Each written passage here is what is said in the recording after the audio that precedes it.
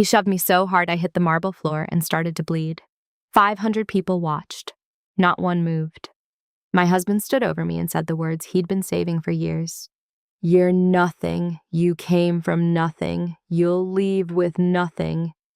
And then my little silver pendant fell from my dress. It slid across that $60 billion floor and stopped at an old security guard's shoe. He picked it up. He read the engraving, and his face went completely pale because the woman bleeding on that floor, she didn't just own the dress she was wearing. She owned the floor. She owned the chandeliers, the paintings on the walls, the mansion, every single thing in it, worth $60 billion. And nobody in that room had any idea, not even her. The people who work hardest to erase you are always the ones most terrified of what you truly are. Stay with me because this story will remind you that your value was never theirs to decide. If this gave you chills, hit subscribe and turn on notifications because we tell these stories for people who needed to hear them. Drop a comment. What would you have done in her shoes? And share this with someone who needs reminding of their own worth today. The security cameras saw it all, cold and clear. A woman in a borrowed gown, falling backward on a marble floor, a man's hands still out from the push, 500 guests all dressed up, just frozen like statues you wouldn't want to look at. And then that awful sound, that crack of a body hitting Italian marble. I was Lenora Washington then, and when I hit the floor of the Harrison Estate ballroom, the pain shot through my shoulder and hip so badly my vision went blurry. A little blood bloomed on my lip, so red against the white stone, and for a second, the only thing you could hear in that $60 billion house was me trying to breathe. My silver pendant, the one my grandmother gave me when I was just 8 years old, snapped from its chain and just spun across the floor under the chandelier light, finally stopping near a pair of shiny black dress shoes. Nobody came to help me. 500 of the city's most important people just watched me bleed on the floor, and not one of them made a move. In a room like that, you see, power is the only thing that talks, and everyone there thought Lenora Washington had nothing to say. My husband, Darnell, stood right over me, his handsome face all twisted up with anger and a strange kind of glee. His mother, Beverly, was behind him, holding her champagne glass up like she was making a toast. And Candace Thornton, the woman who had taken my place, just clicked away on her heels, laughing. But none of them noticed the old security guard kneeling down and picking up that pendant. They didn't see his hands shake when he read the little engraving, and they certainly didn't hear him whisper into his radio, his voice cracking from 40 years of waiting for this moment. "Code Harrison, ballroom. She's here. Send Mr. Vincent immediately." But you know, just 72 hours earlier, I was someone else entirely. Not different in a dramatic way, but different, like a person who has been slowly and carefully erased from their own life. It had been 5 years, and I couldn't even remember what my own voice sounded like when I wasn't saying sorry. I woke up at 5:15 on a Tuesday in a tiny apartment I could hardly pay for, in a bed that was always half empty because my husband hadn't come home. Again. The sheets on his side were just cold and smooth. I'd given up on being surprised. Surprise needs hope. And I had stopped hoping for anything from Darnell Washington a very long time ago. Still, I made breakfast for 2. Scrambled eggs with cheese, toast with butter, and coffee with cream and 2 sugars, just how he liked it. One plate always went cold, and I'd scrape it into the trash around 7:30 before I left for my job. I remember feeling that little sting of waste and sadness, which had become as normal as brushing my teeth. The apartment was tiny, but I kept it immaculate. Beverly, Darnell's mother, had this habit of dropping by to run a finger along the shelves, checking for dust as if she were a health inspector. The furniture was all cheap, stuff I'd bought on clearance. The only truly beautiful thing I owned was a framed picture of my grandparents, Thomas and Ruth, standing outside their little wood frame house in Georgia. Their smiles so big, you could feel the love right through the glass.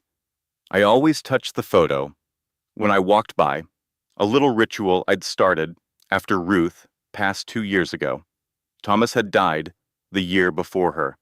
They were both gone, and they took all their warmth and their secrets with them. I drove to the hospital in a car that had 187,000 miles on it. The check engine light had been on for 6 months, a little orange glow on the dash that was like a tiny fire I couldn't afford to put out. I couldn't fix the car because Darnell had borrowed my savings 4 months earlier for some business opportunity, and of course, the money never reappeared. I had learned it was better not to ask. At Riverside Memorial Hospital, though, I was a completely different person. I worked in pediatric oncology, the unit where little kids fight these huge, awful battles. No child should ever have to face something like that. And I was good at my job, really good. The kids called me Miss Lenora, and they'd draw me pictures that I'd tape up inside my locker. Their parents, they trusted me with the most important thing in their world, and I held that trust so carefully, like it was made of glass. My supervisor, Dr. Crawford, he stopped me in the hall that morning with some news that made my heart feel light for the first time in ages.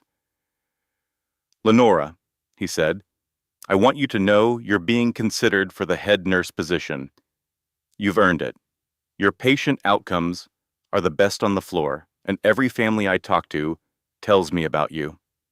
I remember feeling tears in my eyes, but they were the good kind, the kind I hadn't felt in a long, long time. "Thank you, Dr. Crawford," I told him. "That means the world to me." I felt like I was floating through the rest of the morning on that little bit of hope. At lunch, I sat in the break room, just looking at my phone.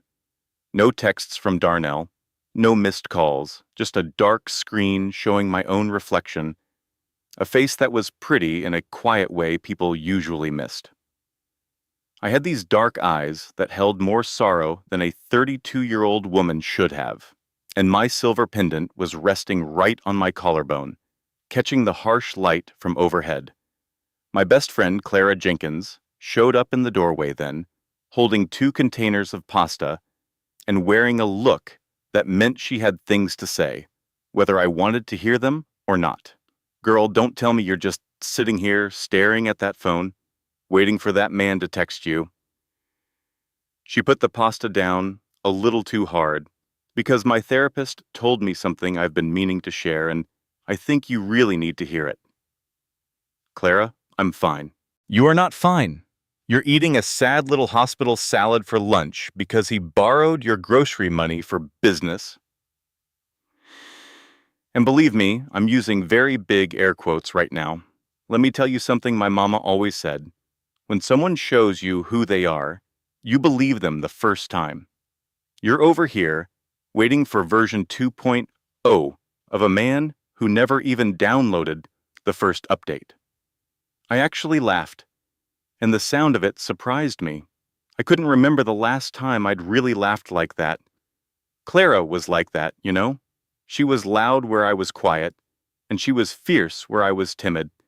She had this way of telling you the absolute truth, but she'd wrap it up in a joke so it didn't hurt as much. She pushed the pasta at me. "Eat some real food and listen to me." You know the definition of insanity, right? It's doing the same thing over and over and expecting something to change. You've been warming up that man's dinner plate every single night for 5 years, like he's just going to magically show up at the door with flowers and an apology. He's my husband, Clara.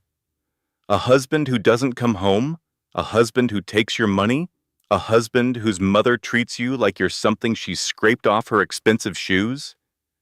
Clara leaned in then, and her voice got soft. "You deserve so much better than this, Lenora. You know that, don't you?" I touched my pendant, a nervous habit I always had. "I know," I said, my voice barely a whisper, but knowing something and actually doing something about it, well, they're two very different things. Clara just looked at me for a long time. Then she said something that I would remember later, when my whole world turned upside down. There's a difference between surviving and just waiting to drown, baby. And I'm starting to worry about which one you're doing. I remember coming home that Tuesday evening, and you can always feel when the air in a house has changed. 3 people were at my kitchen table, eating from that little Italian place downtown, the one Darnell and I loved. He was sitting at the head of the table, a new habit of his, playing king in a home my nursing salary paid for. On his left was his mother, Beverly, a woman of 58 who always looked ready for a camera shot. Full flatty that never came, her face having forgotten how to hold a kind smile. And to his right was Candace Thornton, an attorney, 33, and the kind of woman who never had to ask for a thing. She wore her confidence like a second skin, and Darnell always called her his business partner. But honey, the way her hand lingered on his arm, the way she looked at me with a mix of pity and victory, that story needed no words. "Oh, good. You're home," Beverly said, not even glancing up. "Last night's chicken was dry. I warned Darnell you'd ruin dinner, even when you weren't here to cook it." "Failure," she said, followed me. I put my bag down, making myself small, moving through my own home like a ghost. I mumbled hello to the silence and went to the kitchen. And that's when I saw it, winking under the light on Candace's wrist every time she lifted her fork. It wasn't just any bracelet. It was the bracelet. Darnell had given it to me for our first anniversary. A tiny gold chain with a little heart. I remembered him fastening it on my wrist one morning, telling me I was the best thing that ever happened to him. It had vanished from my jewelry box 2 months before, and I'd searched everywhere. Darnell had called me careless, said I didn't deserve nice things. And there it was, on her wrist, at my table. "That's my bracelet," I said. My voice was quiet, but it was steady, and it surprised even me. Candace looked up, slow and bored, like a cat deciding something isn't worth the chase. "Excuse me?" "On your wrist," I said. "Darnell gave that to me." The table fell silent. Beverly froze, fork in the air. Darnell's whole body went rigid. And Candace, well, to her credit, she didn't so much as flinch. Darnell broke the silence first, with that sharp edge in his voice that always came before a storm. "I bought it," he said, "which makes it mine to give away. You think just because you wore it for a while, it's yours forever? That's your problem, Lenora. You cling." Beverly put her fork down, looking satisfied, as if she'd been waiting for this very scene her whole life. "She clings to everything," she chimed in. "My son, this apartment, that sad little job, a barnacle." Then Candace smiled, a slow, deliberate thing aimed right at me. "I believe what Beverly means," she said, lifting her wrist so the bracelet caught the light, "is that some things just find their way to where they truly belong." "It's a beautiful piece," she added. "Darnell has excellent taste." Their laughter after that was a club I wasn't invited to, and a small, tired voice inside me started to wonder if they were right. I went to the bedroom and shut the door gently. Even my heartbreak had to be quiet in that house. I sat on the bed and called Clara. She was wearing my bracelet, Clara, at my table, and he just let her. Clara was silent for maybe 3 seconds, a personal best for her. Then she said, "Honey, the nerve of those people could light up a small town. You know what it's time for? It's time to make a plan." I told her all I could do was try to survive. "No, baby," Clara said, and her voice got all soft and serious. "There's a difference. Surviving is treading water. Planning is building a boat. I need you to start building." After we hung up, I just sat there in the dark, listening to them laugh in my kitchen, My fingers closed around the little pendant my grandmother had given me. I wondered if I'd ever be brave enough to just walk out that door. I didn't know it then, but I was about to be pushed right through it. Wednesday morning felt too quiet, the way the world holds its breath before something awful happens. I woke up early, made the 2 lunches like always, and drove that car with its check engine light glowing, holding on to the silly hope that today might be different. Maybe I'd finally get that promotion. Maybe Darnell would send a kind text for once. Maybe I'd just feel safe. Instead, that was the day my whole world came undone. My badge wouldn't work at the staff entrance. It just blinked red 3 times, each little beep sounding like a door slamming shut. A security guard I'd never seen before led me to the administration offices. The HR director, Sandra Cole, had kind eyes, but a terribly uncomfortable look on her face. "Mrs. Washington," she began, "we've had several complaints: aggressive behavior, suspected theft of medication, inappropriate conduct. We have to take these allegations seriously." The floor felt like it was tilting. "That's not true," I said. "None of it. I've worked here for 7 years. I haven't had a single complaint," I pleaded. "Ask Dr. Crawford. Ask anyone." Sandra just shuffled some papers, avoiding my eyes. "Dr. Crawford has been advised not to get involved. I know this is hard, but we're putting you on indefinite leave, effective immediately."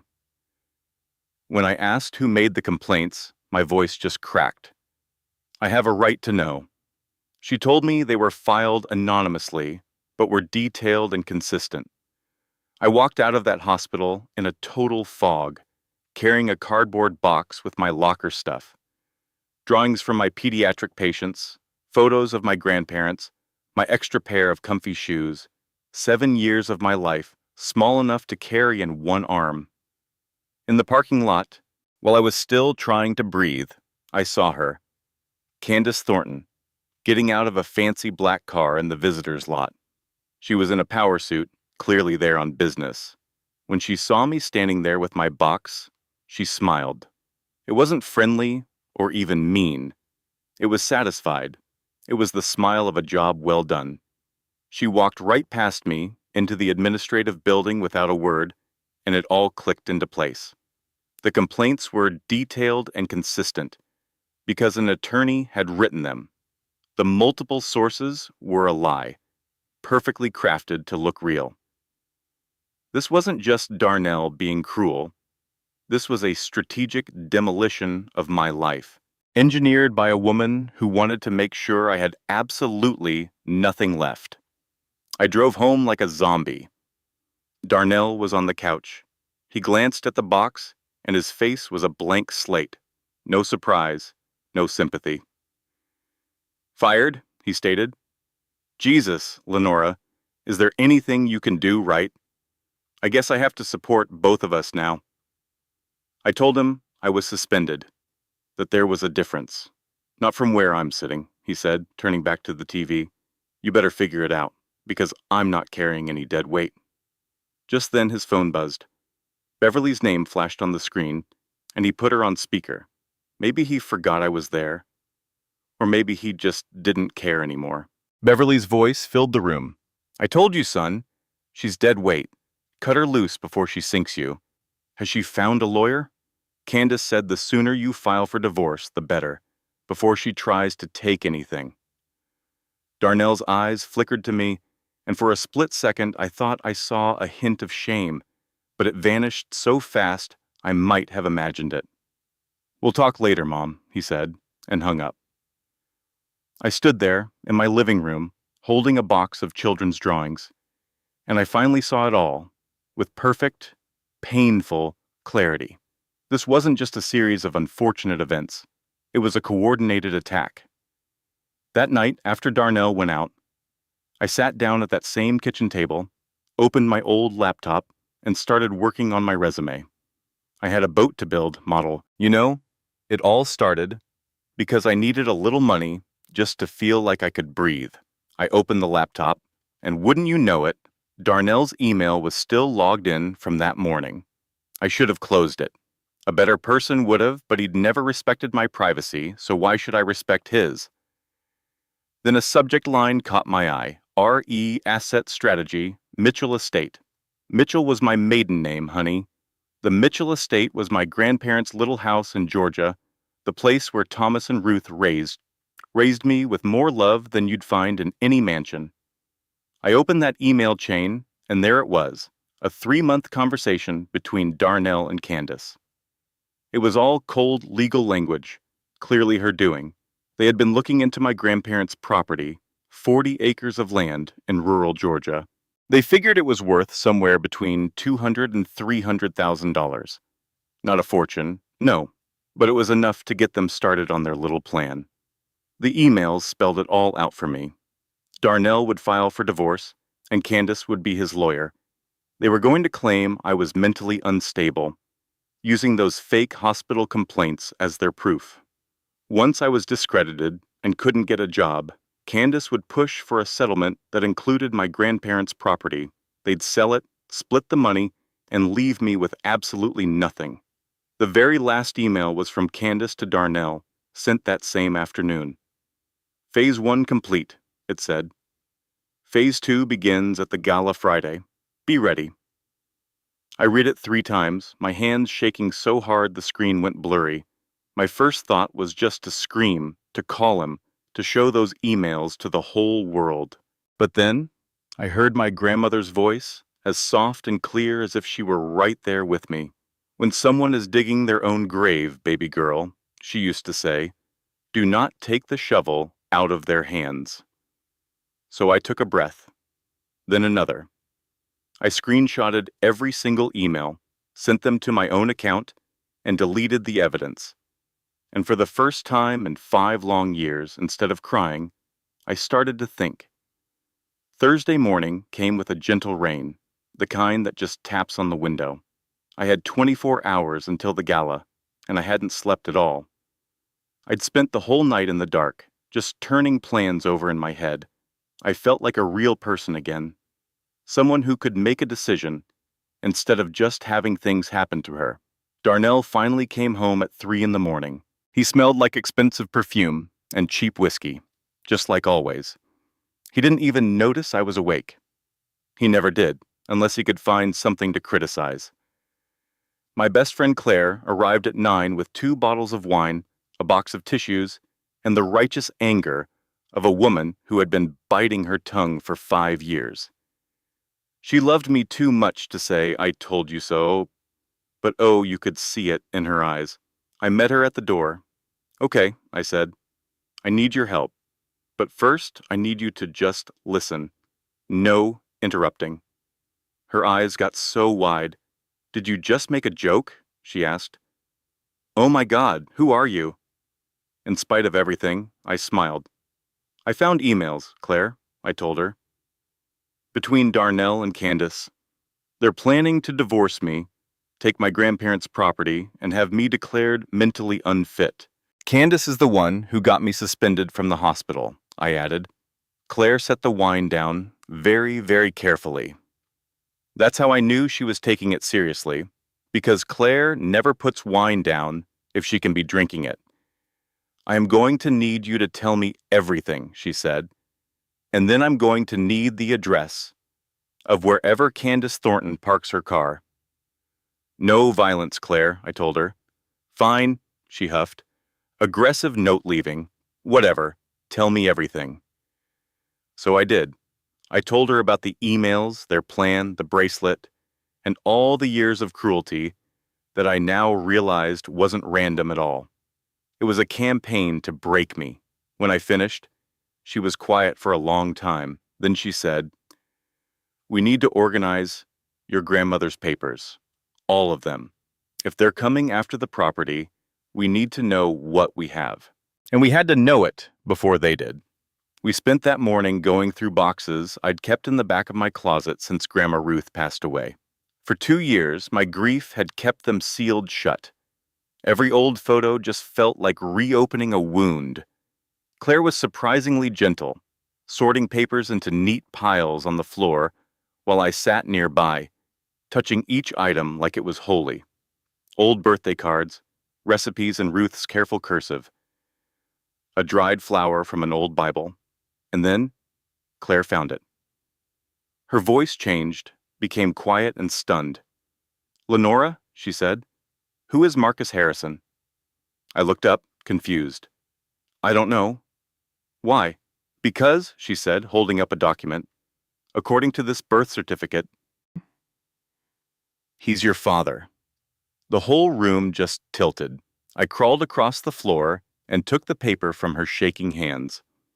It was an official birth certificate with a state seal and everything. Father, Marcus Allen Harrison. Mother, Diana Rose Harrison. Child, Lenora Ruth Harrison. Harrison, the name on my pendant, the one my grandmother told me, came from love. "There's more," Claire said, pulling more papers out of the box. An adoption certificate, legal letters from a law firm, and then she held up a sealed envelope. "Lenora, there's a letter. It's in your grandmother's handwriting. It says, 'Open when the time is right.'" That sealed envelope from Ruth. I'd forgotten all about it. Pushed it to the bottom of the box along with my sadness, unopened for 2 years. I had respected her instructions, even when I didn't understand them. I held that envelope in my hands. Seeing her elegant, old-fashioned writing just made the tears start to fall. "Open it," Claire whispered. My fingers were shaking as I broke the seal and pulled out a letter on cream-colored paper. It smelled faintly of lavender, the way Ruth's entire house always had. "My dearest baby girl," it started, "if you are reading this, then I am gone, and you are old enough to know the truth." She wrote that my father and she had wanted to tell me so many times, but were too afraid for my safety. My real parents were Marcus and Diana Harrison. They loved me more than life itself. Our family, she said, had built something extraordinary, an empire worth more than I could imagine. But with that wealth came danger, people who would have hurt me to control the fortune. So my parents made a choice. They asked my grandparents, their most trusted family, to raise me in secret, away from the Harrison name. They wanted me to grow up knowing my worth had nothing to do with money.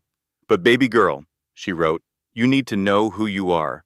You're the sole heir to the Harrison dynasty.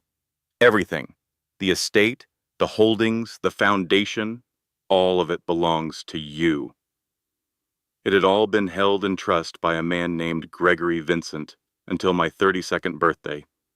On that day, I had to claim what was mine. The silence in that bedroom was the loudest thing I'd ever heard.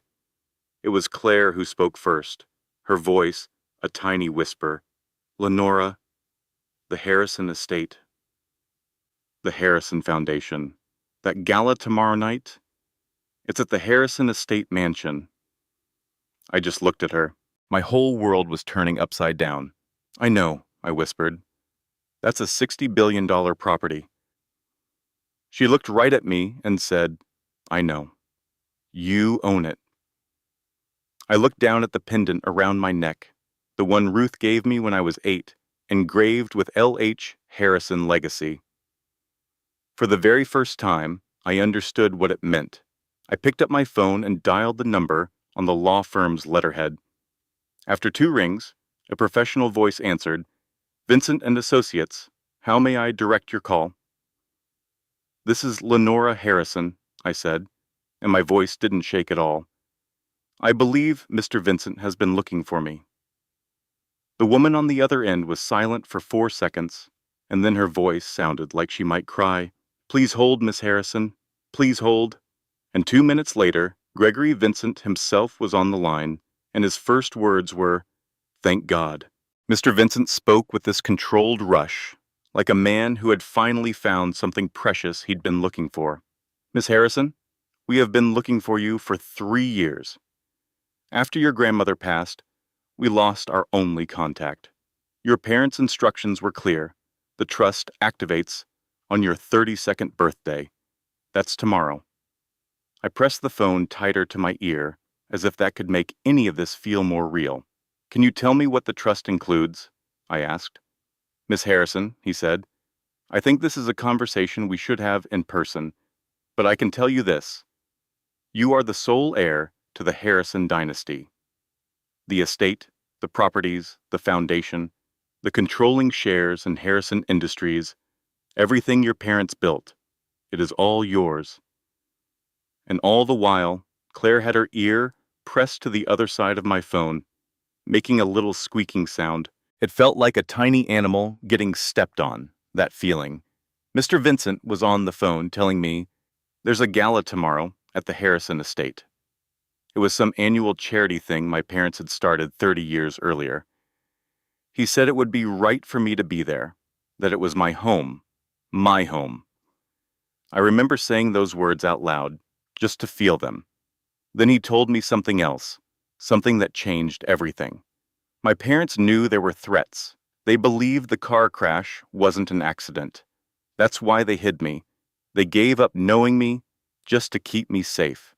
I closed my eyes, and it all clicked into place. All those years, Ruth and Thomas gently changed the subject. It wasn't lies, it was protection, the deepest kind of love. Mr. Vincent, I said, there's something you should know. My husband has no idea who I am. Nobody in my life does, except for Clara, of course, who is sitting right next to me. I remember Mr. Vincent went quiet for just a second, and then he said, so calmly, then tomorrow night will be very interesting. I will have security prepared. After we hung up, Clara and I just sat on my bedroom floor, surrounded by all these papers, and she said what we were both thinking. So, she started, your husband, who spent 5 years telling you you're worthless, is trying to steal your grandparents' little house while you actually own a $60 billion estate, and tomorrow you're both going to be in your mansion, and he doesn't know? I just nodded. Girl, Clara said, her voice full of awe, their nerve could power a small city. But yours? Yours could light up the whole eastern seaboard. And for the first time, in what felt like a lifetime, I felt something new. Not quite hope, but something tougher. Something with a bit of a bite. That feeling, though, it lasted exactly 4 hours. At 3 in the afternoon, I went to the bank. I knew that no matter what happened tomorrow, I needed practical things today. Money for a lawyer, a new phone Darnell couldn't track, just the basics to survive until everything was sorted out. I slid my card into the ATM and held my breath. Checking account, $0.00. Savings account, $0.00. I stared at that screen, thinking it had to be a mistake. I tried again. Same result. Every dollar I had, from my nursing paychecks, the little emergency fund I'd scraped together, all of it was just gone. I called the bank, and a woman confirmed that all the money had been transferred. She said it happened that morning, moved to a new joint investment account. The transfer was authorized by Darnell Washington, since he was a joint account holder. I hung up and called Darnell. He picked up right away, his voice so casual it was chilling. Oh, that, he said. I moved our money for our future. You should be thanking me. I can't access any of it, Darnell. I have nothing. I'll never forget what he said next. Then I guess you'd better stay on my good side. He hung up. I just stood there in that bank lobby, my phone feeling cold and dead in my hand. 1 minute, I was the heir to $60 billion. The next, I couldn't even afford a cup of coffee. I called Clara and told her. Her reaction was immediate, and let's just say, very colorful. It ended with her saying, "You are staying at my apartment tonight. Don't you dare argue. I have wine and I have rage, and both are at your service." That night, in her warm, wonderfully cluttered apartment, with all her plants and books, I sat at her kitchen table and tried to figure out what to do. She was the only person who had ever stuck by me. I have nothing, Clara, I told her. No money, no job. Darnell can wipe the proof from my phone remotely. I know I'm a billionaire on paper, but right now, in this moment, I am the most powerless person I know. She just sat down across from me and took both of my hands in hers. Listen to me, she said. You have something none of them have. You have the truth. And tomorrow night,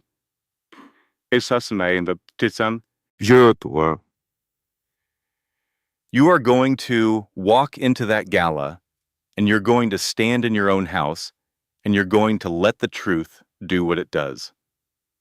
I remember asking her, what if it's not enough? She just squeezed my hands. It's always enough, she said. It just doesn't always feel like it at the time. The next evening, the Harrison estate was something else. It was glowing on the hillside, its windows like gold, with these perfect gardens stretching out for acres.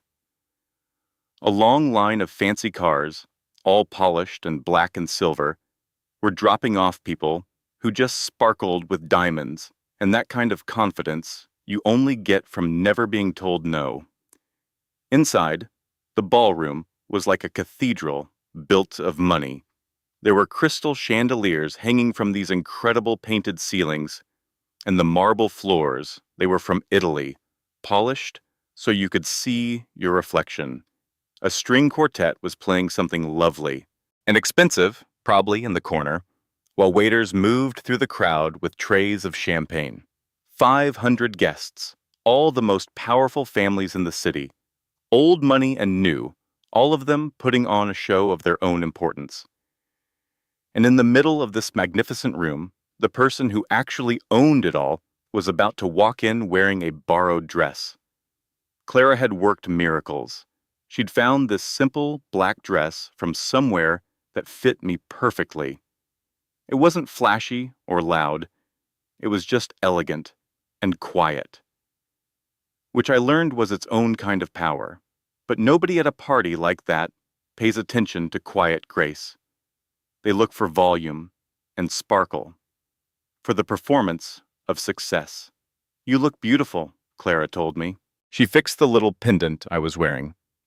Now remember the plan, she said. Mr. Vincent is meeting you inside by the service entrance at 8:30. Until then, you're just a guest. Don't confront Darnell. Don't give anything away. Just watch. I nodded, and then I hugged her so tightly I think I might have cracked a rib. If anything goes wrong, I whispered, you are the best friend I have ever had. Nothing is going wrong, she said, her voice firm. And when this is over, I want every detail of Darnell's face when he finds out. I've got money on him, going full statue. I walked into the ballroom through the main entrance. It felt so strange and so right, all at once. To be in a building I now knew was mine, surrounded by people who saw me as nobody, wearing a dress that wasn't mine, and shoes that pinched because Clara's feet were a half size smaller. The whole moment felt like a dream. It almost made me dizzy. I saw Darnell right away. He was standing in the middle of the biggest crowd, holding a glass of whiskey like it was a trophy. He was handsome. I could still admit that to myself. The kind of handsome that makes people trust him way too quickly. His suit was expensive, probably bought with my money, and he had on that big, practiced smile. The one he showed everyone except the wife he was trying to destroy. Candace was next to him in a red dress, her hand on his arm like she owned him. She was beautiful and sharp, and you could see her sizing up the room. Beverly was close by, holding champagne and judging everyone, dressed head to toe in designer labels to advertise her status. I stayed near the walls of the room. I moved quietly, the way I'd learned to move in my own house, to take up as little space as possible. But this time, being invisible felt like a strategy. I watched, I listened, I learned the layout of my home. The walls were covered in paintings from my family's history. I found a portrait of my parents, Marcus and Diana, in the East Corridor. I just stood in front of it for a long time, looking at the parents I never knew. Marcus had my eyes. Diana had my hands. They looked like they had been genuinely happy people. And the weight of what they'd sacrificed for me just pressed down on my chest. I was still standing there when he found me. His voice came from behind me, low and dangerous, filled with that special poison he saved for these moments. "What the hell are you doing here?" he said, just as I knew his public image was at risk. I turned around very slowly. "It's a charity event. It's open to the public." His eyes looked over my borrowed dress with pure disgust. "And you show up looking like that? In front of these people?" Beverly appeared at his side, right on cue, whenever there was a chance to be cruel. "Oh, Lord," she said. "She's here. Someone should call security." And then, Candace, completing their little group, champagne in hand, and meanness in her eyes. "Let her stay, Darnell," she said. "It's actually kind of entertaining, like watching a stray cat wander into the opera." I felt that familiar tightness in my chest, the one my body had learned to have after 5 years of their treatment. But, underneath it, something new was growing, a quiet kind of steel, forged in a bank lobby and tempered in a friend's kitchen. It was a letter from my grandmother that gave me the courage, you know. She loved me enough to hide the biggest secret imaginable. I remember walking up to Darnell and finally saying what needed to be said. "I know about the emails, Darnell. I know you planned to steal my grandmother's property.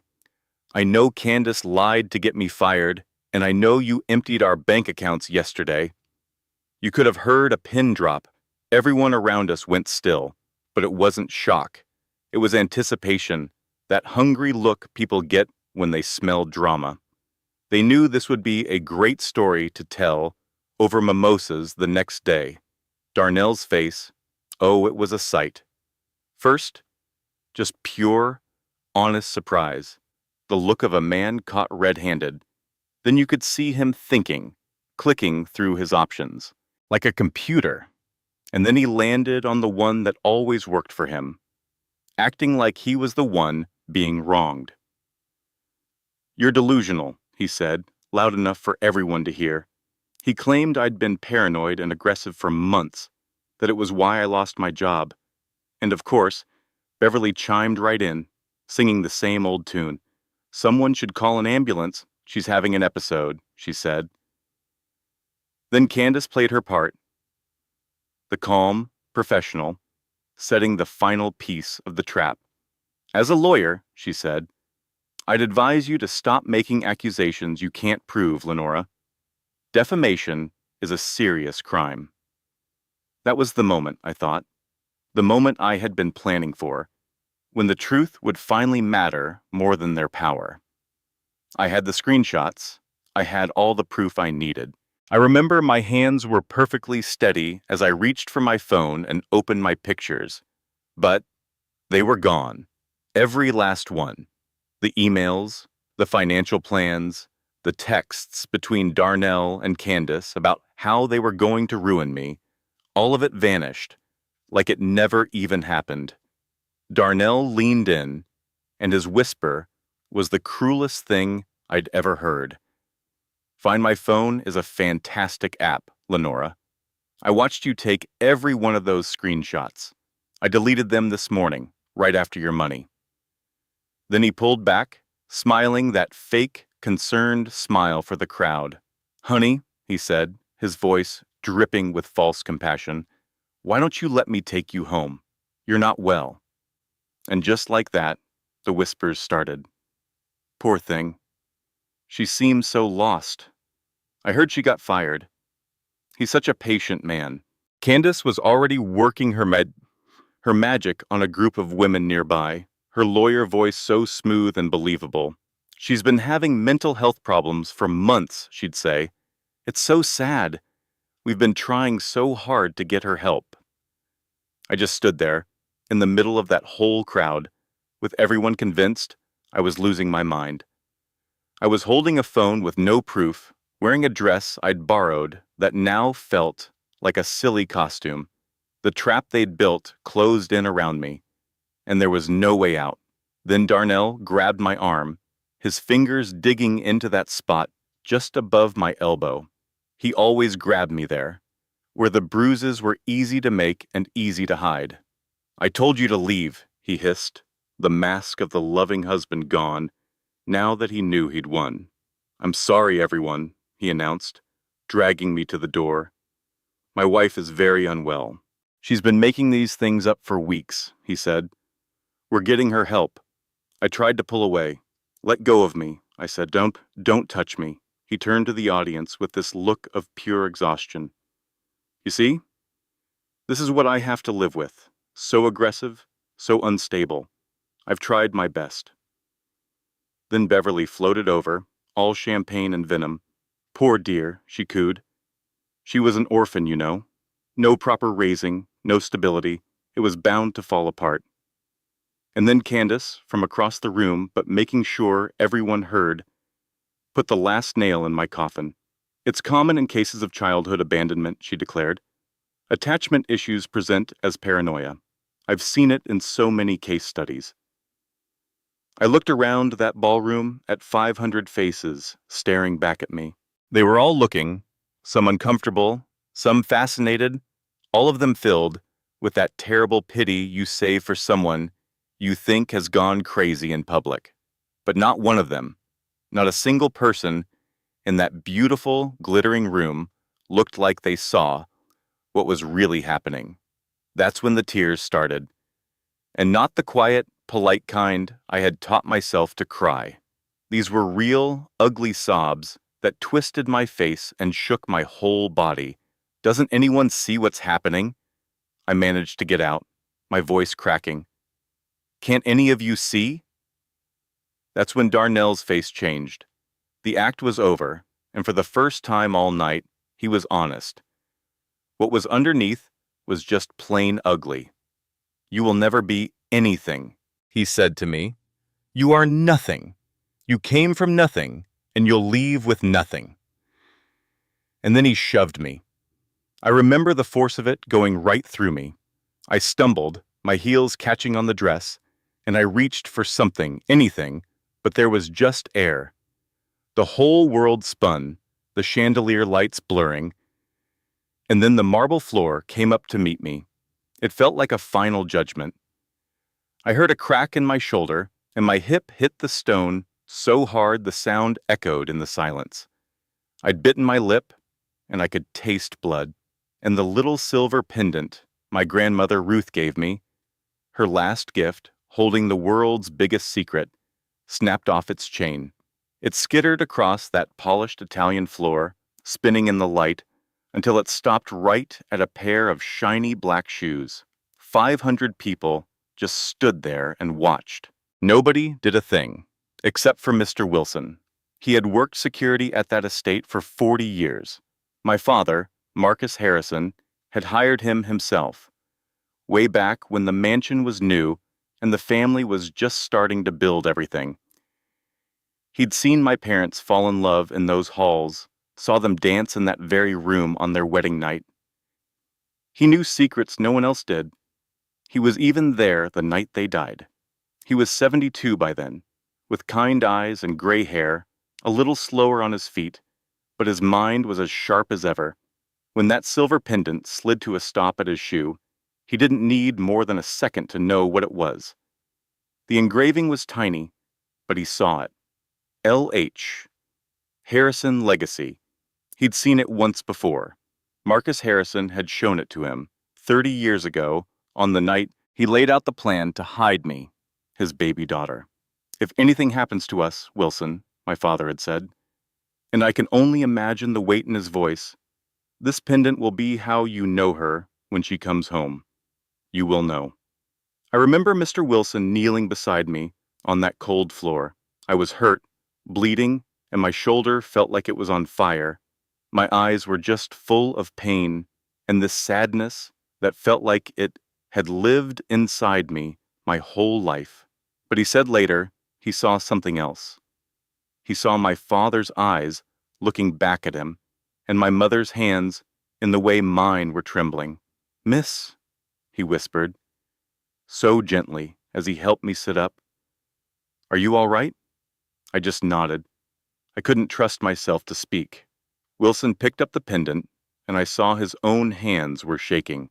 He read the tiny letters one more time, just to be sure, though he told me later he already knew. And then he took out his radio and spoke very quietly, but his voice had all the authority of a man who had been waiting half his life for this very moment. "Code Harrison. Ballroom. She's here. Send Mr. Vincent to the East Corridor private room. Now." He didn't drag me back into the party. He didn't make a scene or confront Darnell. Instead, he helped me to my feet like I was made of glass and led me through a little side door I never knew existed. We went down a hall lined with portraits of my family, to a quiet room where the world couldn't touch me. He brought me water and a first aid kit, and he sat with me while I cleaned my lip. And then he said the words that put my whole world back together. "Miss Harrison," he said, "I worked for your parents for 15 years. I was there the night they died," he told me. "I gave your father my word I would protect this estate until you came home." He had to stop for a second, and his old eyes were shining. "And now," he said, "you're home." I just stared at him. Harrison. Everyone had been saying that name, but it felt like a coat that didn't belong to me. "My grandmother?" I started to say. "Ruth was the bravest woman I ever knew," Wilson said. "She gave up her whole life to keep you safe. A beautiful life, her family name, her place in this world. She lived in a little 3-room house in Georgia and grew her own vegetables, all because she loved you more than anything." About 20 minutes after that, Gregory Vincent came in through a service door. He was a tall, distinguished-looking man in his 60s, with silver hair and this way of carrying himself that told you he was used to enormous responsibility. You know, he'd been looking for me for 3 whole years, ever since Ruth passed, and that last link to me was gone. The look on his face when he found me, it was this incredible mix of relief and sorrow. "Miss Harrison," he said, his voice so gentle as he sat down with this big leather case of papers. "I'm so sorry it took this long." He told me my grandparents had done a remarkable job of hiding me. Then he opened it all up. Trusts that named me as the only one, deeds to 47 properties, control of Harrison Industries, even the charter for the foundation that was funding the party, right through the wall. All told, it was $60 billion. I just stared at the papers, then at him, then at dear Wilson, who was by the door with tears just streaming down his face. I remember telling him quietly. He pushed me to the floor, in my own house. And Mr. Vincent just nodded and said, "Yes." And the security cameras saw every last second of it. He asked me what I wanted to do. I was quiet for what felt like an eternity, hearing all that music and laughter from the gala, from people who had just watched me bleed and did nothing. That's when I knew. "I don't want revenge," I told them. "I want justice. There's a difference." The first person I called was Clara, of course. She picked up on the first ring, and I could hear her munching on something. "Girl, I've been stress-eating a whole cheesecake waiting for your call. Are you okay? I'm putting my shoes on right now." "Clara, I said. "I need you at the Harrison estate. Use the East Service entrance and bring your laptop." I could almost hear her smile. Why do I feel like I'm about to be an accessory to something amazing? "Because you are," I told her. "Oh, and bring the cheesecake." While we waited, I asked Gregory Vincent 3 things. It's funny, those years of abuse didn't break me. They made my mind sharp as a tack. First, Candace Thornton tried to have me committed tonight. Can we stop it? Mr. Vincent's whole face hardened. "She did what?" "Yes.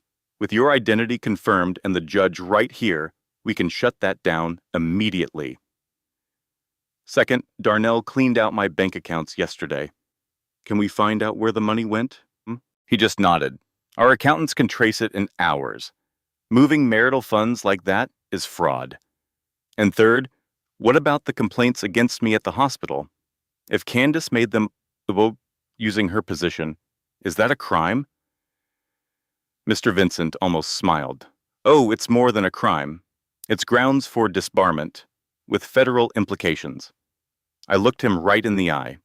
Then here's what we're going to do. I didn't need to make a scene, you see. I didn't need a big speech. I finally understood that true power doesn't need an audience.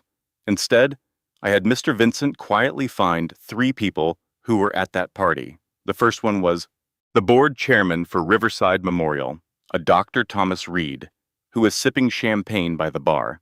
Mr. Vincent went over and discreetly showed him proof that the complaints against me were fabricated by a lawyer committing fraud. I'm told Dr. Reed's face turned a rather impressive shade of white as he pictured the lawsuits. The second was a real estate guy, Richard Calloway, who handled Darnell's deals. Mr. Vincent quietly informed him that Darnell's wife was, in fact, the owner of the Harrison estate.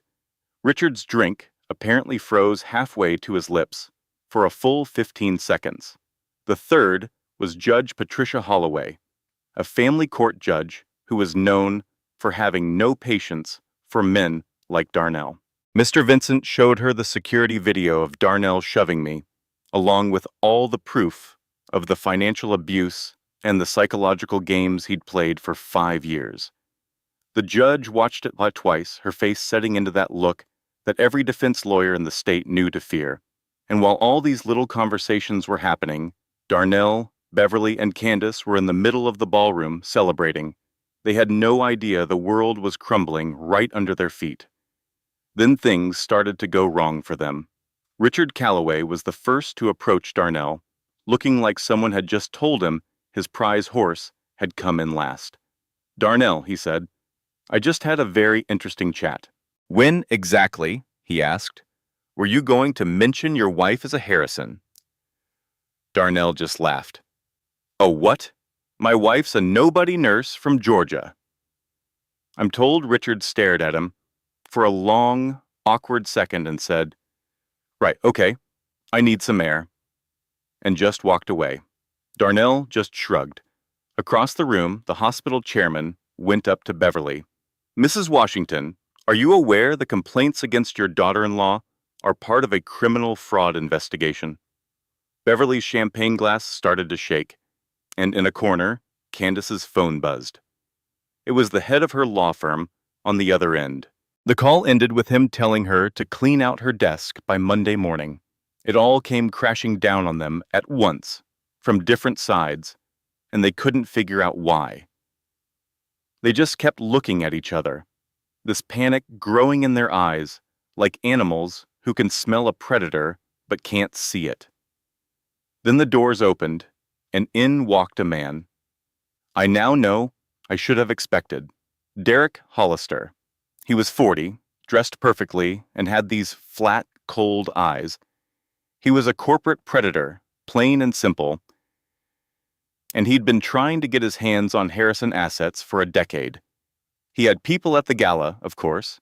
When he heard that the lost Harrison heir was found, he moved fast. He came right into our private room, no knocking, sat down like he owned the place, and just blew my whole plan to bits. Miss Harrison, he said with a smile that never touched his eyes, I've waited 10 years for this. He explained a clause in my parents' trust. If the heir couldn't show sound judgment by their 32nd birthday, the estate went into a conservatorship. And I've already filed a petition, he said, arguing that a woman facing a psychiatric hold hardly meets that standard. Mr. Vincent went pale. That commitment order from Candace. Derek just smiled. Funny how things work out, he said. By morning, a court will place the estate under my control, and I'll buy it for pennies. He stood up, straightened his suit, and left. The room was dead silent. For a second, I felt it all just collapsing. Everything we had just built was turning to dust. And then I heard my own voice, and it was so calm. That psychiatric commitment, I asked. Who has to approve it? A judge, Mr. Vincent said, within 72 hours. Is Judge Holloway still here? His eyes lit up. Yes. Then we need to find her. Right now. I walked back into that ballroom, honey, not through a side door, but through the main entrance. I wasn't a ghost anymore. I wasn't invisible or small. I was Lenora Harrison's, and I was finally walking into my own home. I went straight to Judge Holloway. She was standing by a window, and she already had this look on her face like she'd made up her mind about a few things tonight. Your Honor, I said, and my voice was steady. The fear was just gone. My name is Lenora Harrison. In about 30 minutes, a fraudulent psychiatric commitment order with my name on it is going to be filed. A man named Derek Hollister plans to use it to steal my inheritance. The judge just looked at me over her glass. And why, she asked, should I believe you? Because, I said, Mr. Wilson, who has served this family for 40 years, will tell you it's the truth. I just needed her to believe me. I remember telling the judge, Mr. Vincent, who runs my family's estate, has all the proof you need. And besides, I said, just look over there. I pointed to the man who'd knocked me down just 2 hours before. You could see him laughing right next to the woman who tried to have me locked away. The judge glanced across the ballroom, and Darnell was laughing, but it was the kind of laugh that gets stuck in your throat. Candace was next to him, her eyes already searching for a way out. Beverly, well, she was on her third glass of champagne, her hands trembling. Show me everything, Judge Holloway said. We went into a private room where Vincent laid out all the papers. Wilson told his side, and we watched the security video on a tablet. You could see Darnell shoving me from 3 different angles, clear as day. Then came the medical files, the bank statements, the fake hospital complaints, and even the email chain. It was the one Darnell had wiped from my phone, but Vincent's people, bless them, had found it on the hospital's server. Judge Holloway went through it all. With that sharp focus you only see in people who've spent 30 years telling the liars from the truth tellers. When she was done, she gave me a look that was full of respect, maybe even a little admiration. Miss Harrison, she said, in my 30 years as a judge, I've learned a thing or two about real strength. It's funny, the people who work hardest to shut you up are always the ones who are most terrified of what you have to say. You didn't need to scream tonight. You just had to be here and speak your truth. That's a power most people never find. Then she stood up. Let's go and share some news. She walked right to the middle of the ballroom and took the microphone from the musician's stand. The room quieted down. You know how that happens, in waves, from the front to the back. And soon, 500 people were standing there in total silence. Champagne glasses paused in midair. Every single face turned toward this woman who just commanded the room. Ladies and gentlemen, the judge started, I'm sorry to interrupt your evening. I have a few things to announce that I think you'll want to hear. First, she said, an emergency protective order is now in effect for Mr. Darnell Washington for an act of domestic battery he committed right here in front of 500 witnesses and recorded by security cameras. Mr. Washington, you are to stay 500 feet away from your wife. Darnell shot up from his seat so fast his chair fell over. This is ridiculous, he started yelling. But the judge just spoke right over him. Second, a fraudulent psychiatric hold filed against Mrs. Washington has been thrown out. The lawyer behind it, a Miss Candace Thornton, is being reported to the state bar. She'll be facing disbarment, the judge continued, and the district attorney will be looking into criminal charges, including fabricating evidence and conspiracy. Candace was already making a break for the door. Survival instinct, I guess. But Wilson had 2 security guards ready, and they blocked her path, ever so politely. "Third," Judge Holloway said, and her voice became so heavy it felt like the chandeliers were humming.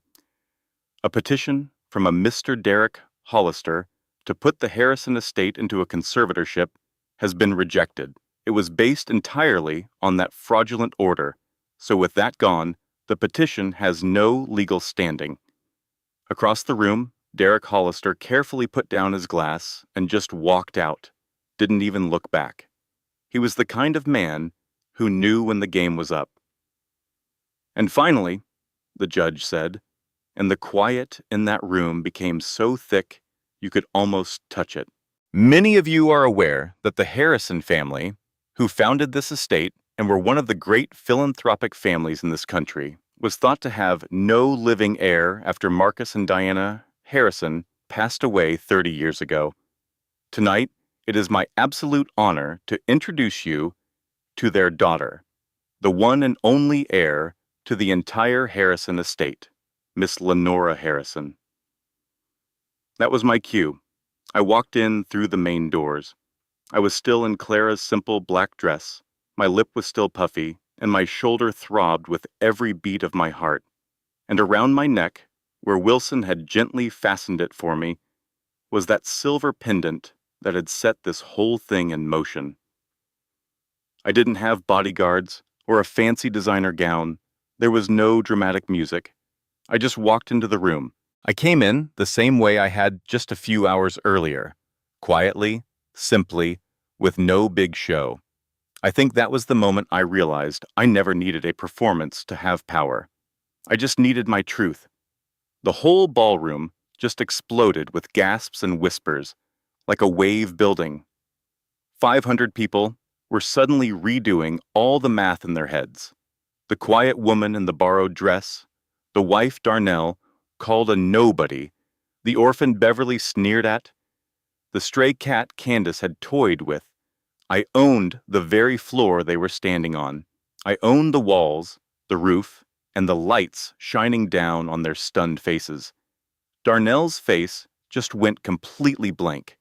His mind, which was always so fast with a cruel remark, just couldn't compute. The blood drained from his face, leaving him looking like a man watching his own ghost.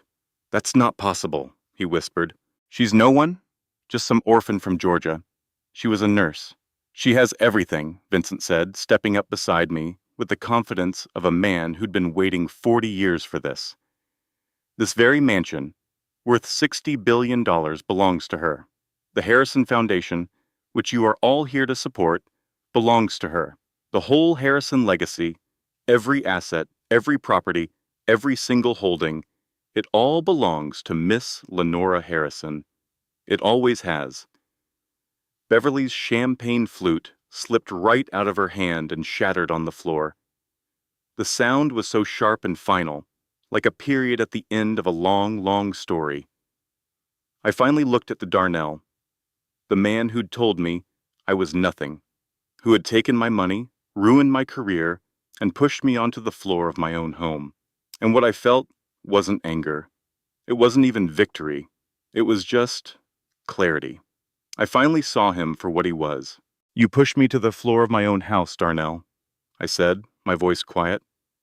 "And the worst part isn't that you didn't know it was mine. The worst part is that it shouldn't have mattered whose house it was." Then I turned to Beverly. She'd collapsed into a chair, gripping the arms like she was about to fall off the edge of the world. "You called me worthless, a piece of dead weight, an orphan with nothing, but I was always me, Beverly. The only thing that changed for you tonight was discovering I had money, and if that's what it takes for you to see another person's worth, well, that tells me everything I need to know about you." Beverly's mouth opened, but nothing came out. For the first time, the woman who always had a cutting remark was speechless. Then I looked at Candace. She was the one who had methodically taken my career apart, the one who wore my bracelet to my table, who tried to have me committed so some vulture could swoop in. You wanted what you thought he had, I told her. You stood by him while he tore my life apart because you thought he was a winner, that he was powerful and important. But he has nothing. He never did. And now, you don't either. From the back of the room, a voice just cut through the silence. It was so clear and honest, from someone who had just had enough. Girl, Clara yelled, standing on her tiptoes to see over the crowd. The nerve of these people could power a whole city. A few people actually laughed. Not because it was hilarious, you see, but because all that tension had to go somewhere, and Clara had just opened the release valve. Security walked Darnell, Beverly, and Candace out. Darnell kept arguing, trying to talk about marital rights and laws he didn't really understand, name-dropping people who couldn't help him. Beverly cried these big, dramatic tears, but nobody was buying it. Candace, though, she was silent. She just walked out with her head down, her career over, knowing that every single choice she'd made for the past 3 years had led her straight to that moment of total ruin. After they were gone, the ballroom was quiet again. 500 people just stood there, in their expensive clothes, holding their fancy drinks, feeling something ugly twisting inside them. I think it was shame, because every last one of them had watched me get shoved to the ground, watched me bleed on that marble floor, and not one of them had lifted a finger to help. I let them feel it. I didn't try to make them feel better. I didn't make some grand speech about forgiveness. I just stood there, in my own ballroom, wearing a borrowed dress, and said what I needed to say. This gala is going to continue, I announced. All the donations from tonight will fund scholarships for orphaned children. It'll be in memory of my parents, Marcus and Diana Harrison, and in honor of my grandparents, Thomas and Ruth, who raised me and taught me that my worth had absolutely nothing to do with money. The applause that came after that was complicated. It was part guilt, part admiration, part relief. It was the kind of respect people give when they've seen something they know they'll tell their grandkids about. 6 months after that night, I was standing in a little cemetery in Georgia, putting fresh flowers on 2 simple headstones. Thomas Harrison, Ruth Harrison, loving grandparents, my real family. The rain had stopped about an hour before. I still remember that day at the cemetery, how the sun pushed through the clouds in these long, golden shafts, making the grass glitter. The silver pendant I always wore, the one that was my only link to my parents, caught the light. It was a gift from my grandparents, who gave me everything that truly mattered.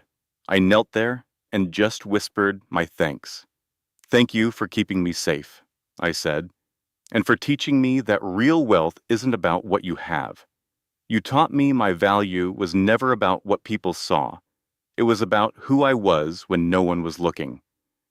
That's why I started the Ruth and Thomas Harrison Foundation, giving out 400 scholarships that first year to kids who were a lot like me, raised by their grandparents, bouncing around the system, kids who felt invisible. We built centers in neighborhoods that needed them and created programs for women, trying to escape bad situations with free help from lawyers and counselors. Some things you just have to pay forward. We even turned the old Harrison Estate into a community center. That ballroom, a place that held such painful memories for me, is now where kids have birthday parties and families hold reunions. It's filled with laughter now, not cruelty. I managed the whole renovation myself, keeping the fancy chandeliers, but bringing in warmth and color, with children's art and family photos. I wanted the sound of joy in those halls. My own life became much simpler. A cozy house, a normal car. I drove to the foundation every morning to work with my team, to meet the young people we were helping. I would listen to their dreams and tell them what my grandfather told me all those Sundays we went fishing back in Georgia. True wealth isn't what you put on display. It's the person you are on the inside. Just then, Clara's car horn blared. You know Clara, she always honks. Lenora Harrison, she yelled out the window. If you don't get a move on, we're going to miss the ribbon cutting. And I did not get my hair done just to be late. I couldn't help it. I let out a real, deep laugh. Back then, I still had my hard days. I'd flinch at sudden movements and wake up at 5:15, always checking the other side of the bed before I remembered. I was alone by choice now, learning that solitude could be peaceful, not just painful. Healing, I was discovering, isn't a finish line.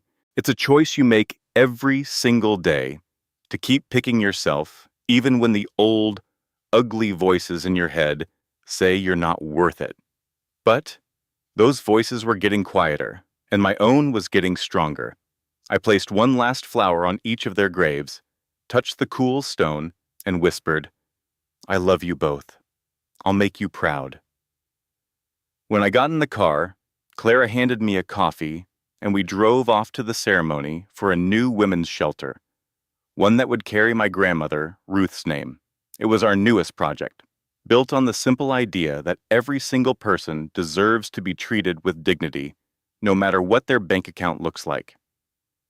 In the rearview mirror, the cemetery got smaller, and for a fleeting moment, if you're the kind who believes in these things, you could almost imagine two figures standing by the graves, a kind-eyed old man and a woman who smelled like lavender, just watching their granddaughter drive off, carrying their love and their legacy with her. They knew the greatest inheritance they left wasn't the $60 billion. It was the unshakable belief that my worth was never, not for a single second, based on what others thought of me. It was always about who I was when nobody was watching. And who I was, as it turned out, was pretty extraordinary. I'm telling you this story because it matters how stories are told. They're not just for passing the time. A good story, a carefully built one, should give you something true that you can carry with you long after it's over. This content was carefully researched, developed, and manually edited by our team to deliver meaningful stories with valuable life lessons. Every narrative is crafted to entertain, inspire, and empower our audience. We believe that great stories can change lives, and we are committed to bringing you content that matters. Thank you for being part of our community.